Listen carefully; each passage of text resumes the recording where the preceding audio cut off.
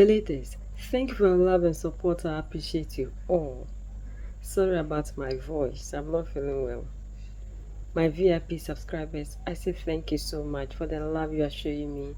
And please, if you haven't subscribed to become a member, subscribe.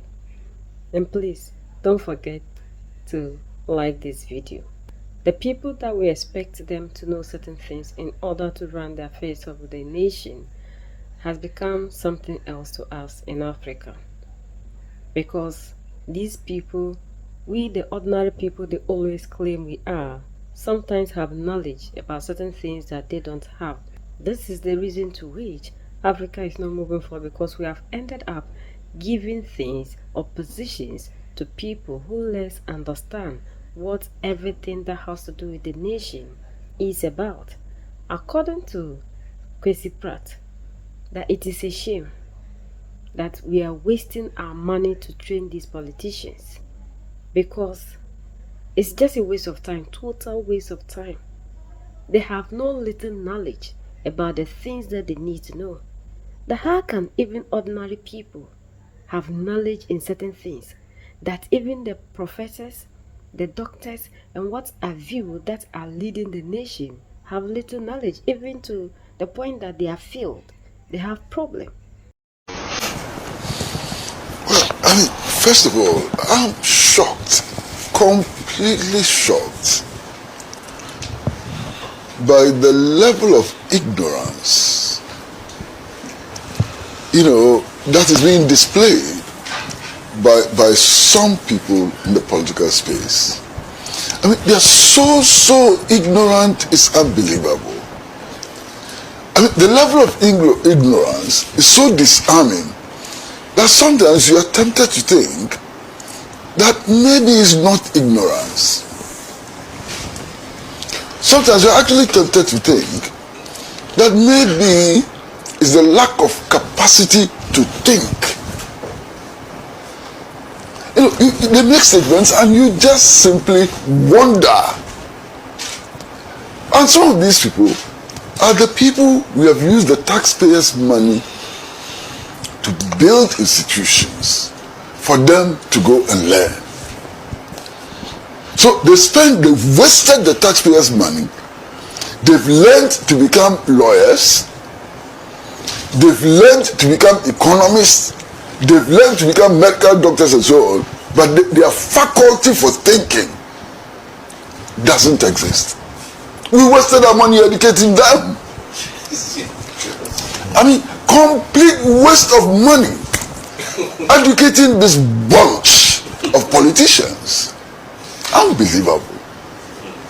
You see, when we are discussing bail, I think the first issue which comes up is under what conditions are bail conditions imposed? Under what conditions?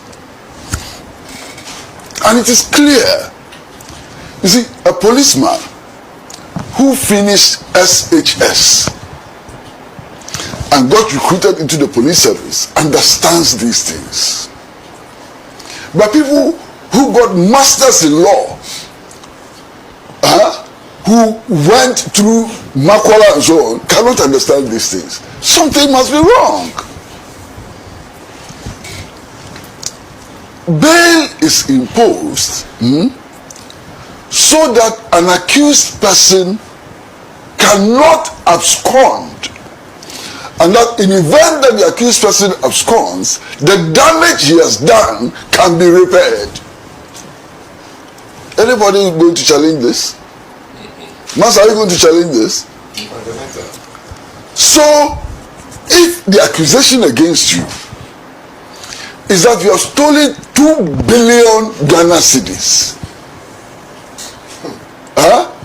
what bail condition should be imposed on you? 1,000 cedis. What bail condition? 200 cedis? Doesn't make sense. You understand? And in some circumstances, certain respectable people in the society and so on, used to be propertied people, are asked to stand surety, so that just in case you run, they can be held responsible for the crimes that you have committed. And they can be held responsible for a number of reasons, you know, and in a number of ways, all prescribed by the law. Now, when I read the press conference, the report of the press conference, addressed by the MPP General Secretary, I nearly cried.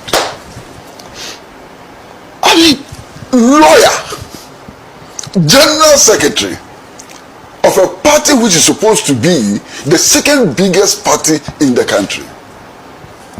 He talks about the government and talks about the judiciary as part of government. My goodness, where is that coming from? Why? We are operating with the principle of separation of powers, which clearly separates the powers of the executive from the legislature and also from the judiciary. Okay? Clear. But they don't see that. When the judiciary makes a decision, they call on government to reverse the decision of the judiciary. Which people are these? So what they're actually doing is that they are calling on the president to interfere with the judicial process. That's what they're doing. That President Mahama should call the judges and tell the judges what bail conditions they should impose. Is that what you're saying? Would that not be a violation of the Constitution? Would that not undermine the principle of the separation of powers? Where are you coming from? Where are you?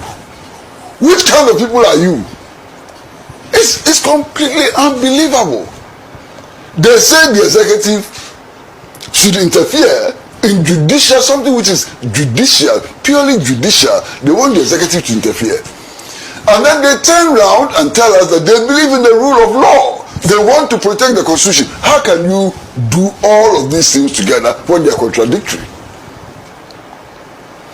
It's simply unbelievable.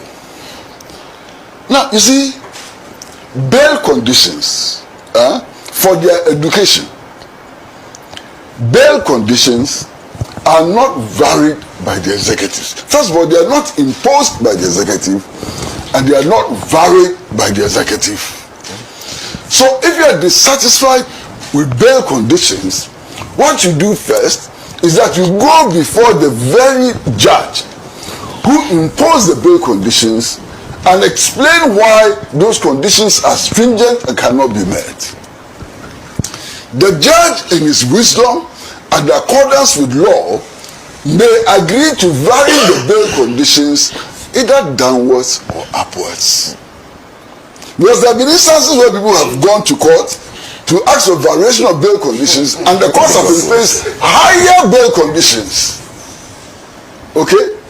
Now, if you are not satisfied with the judge, you have a right of appeal. If it's the High Court, you can go to the Court of Appeal and argue that the bail conditions are punitive in nature, and therefore they need to be reversed. If you fail at the Court of Appeal, you can then go to the Supreme Court. If you fail in the first instance, you can go for a review.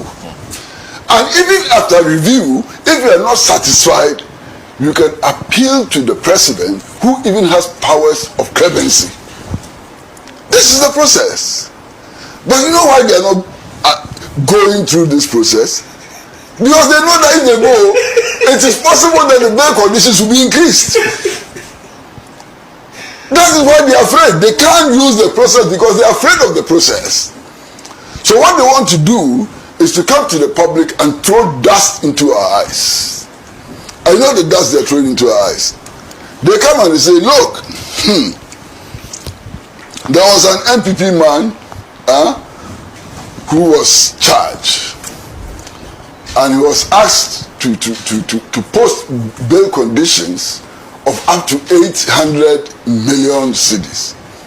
And then there's an NDC man, and they only posted bail conditions of 150,000. That's politics. So there's unfairness. So it is politics.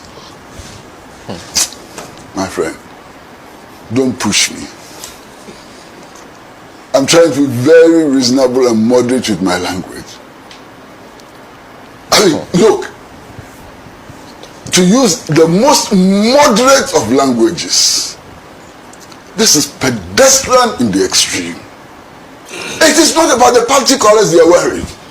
It's about the gravity of the offense.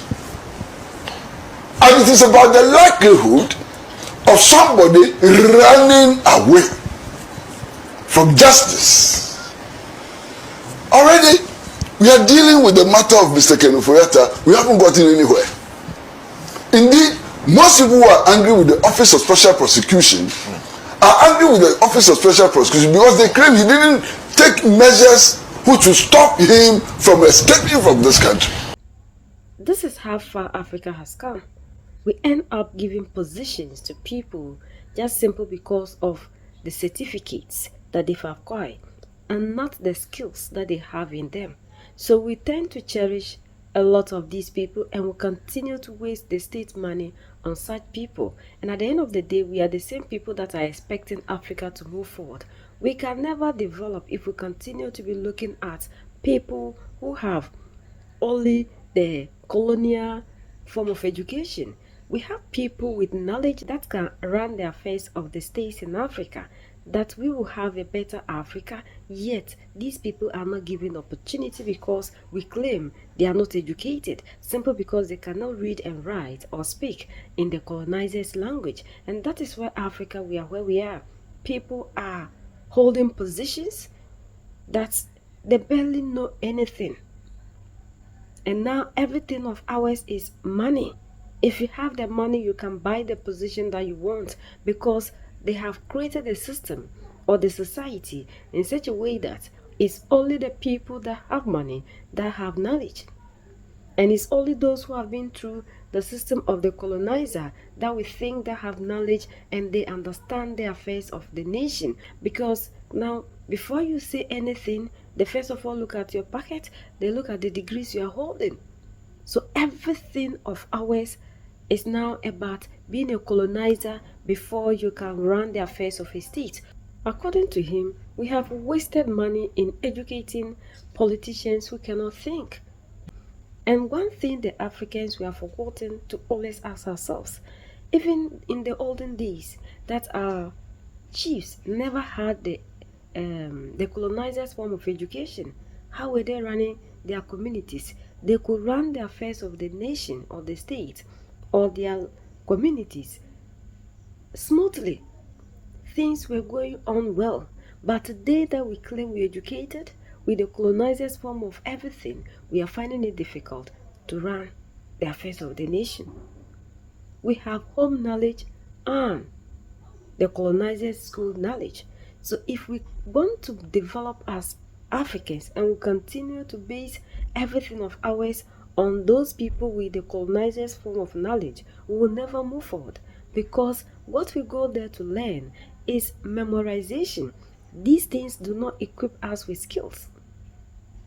So if you don't get a home that will groom you very well with the African way, you come out with all the certificates, yet you find it difficult to fit in the society.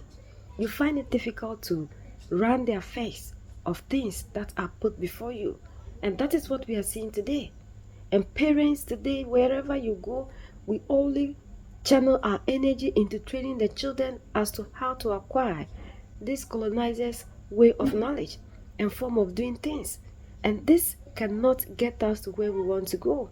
Majority of us, when we are even going to elect leaders, we are looking at those who went out of the country to study because we believe they have more knowledge. But these are people who have traveled out to be westernized to come and now run the affairs of Africa. That is why we have problem, and that is why the leaders, when they come, only do the bid of the colonizers. And we are the same people who will sit down and be asking ourselves, why are they not solving the African problem? The person acquired Western knowledge, and the Western knowledge can never be used to solve the affairs of the African problem. It's so painful. And I like the way Kwesi Pratt is bringing out issues, talking to these people. And these are the things we need to learn. And for us to understand that Africa can never move forward if we continue to measure everything by the colonizers' way of doing things. If we want to develop, we need to start changing our approach. We need to start doing things in the African way. We need to start doing things in the African way. That is the only time Africa we will see a change, because we cannot use foreign knowledge to solve the problems of Africa. United we stand, divided we fall, and united we keep standing forever and ever.